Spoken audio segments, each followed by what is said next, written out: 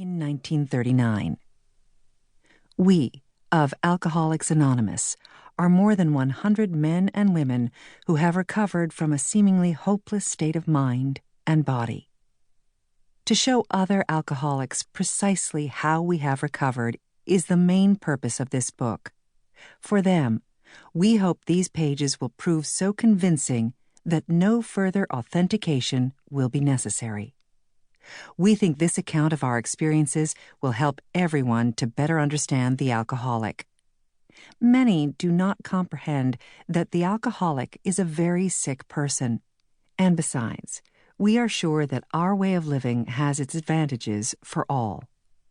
It is important that we remain anonymous because we are too few, at present, to handle the overwhelming number of personal appeals which may result from this publication.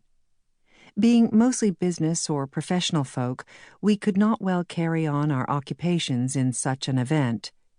We would like it understood that our alcoholic work is an avocation.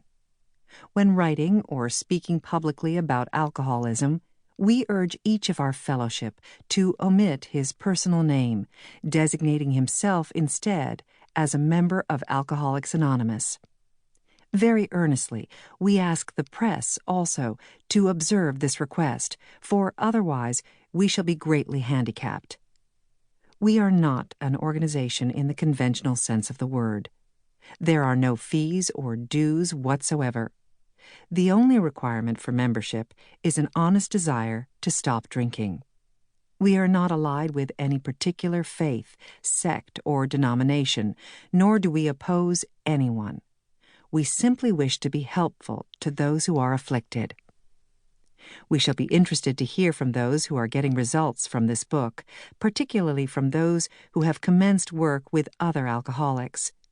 We should like to be helpful to such cases.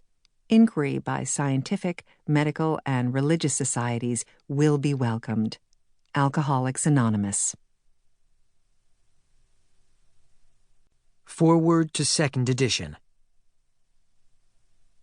Figures given in this foreword describe the fellowship as it was in 1955. Since the original foreword to this book was written in 1939, a wholesale miracle has taken place.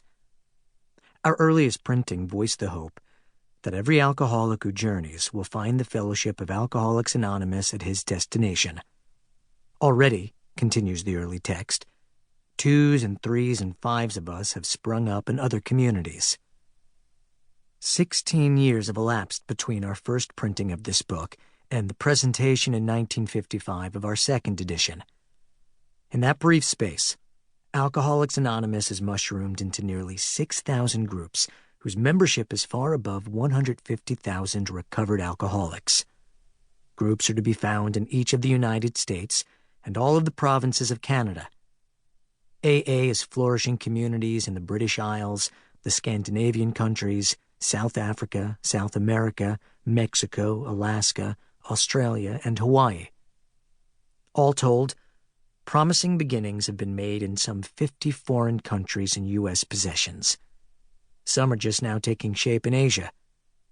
Many of our friends encourage us by saying that this is but a beginning, only the augury of a much larger future ahead.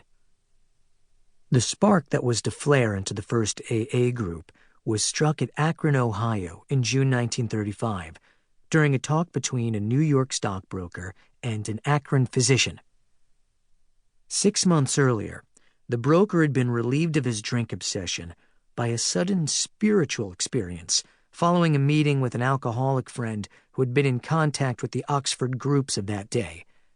He had also been greatly helped by the late Dr. William D. Silkworth, a New York specialist in alcoholism, who is now accounted no less than a medical saint by AA members, and whose story of the early days of our society appears in the next pages.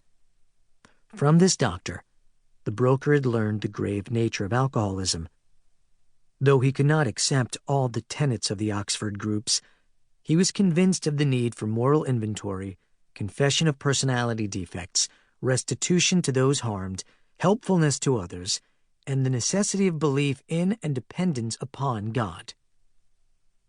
Prior to his journey to Akron, the broker had worked hard with me. To keep listening to this audiobook, I've left you a link in the description so you can do it, at no cost thanks to Audible's 30-day free trial.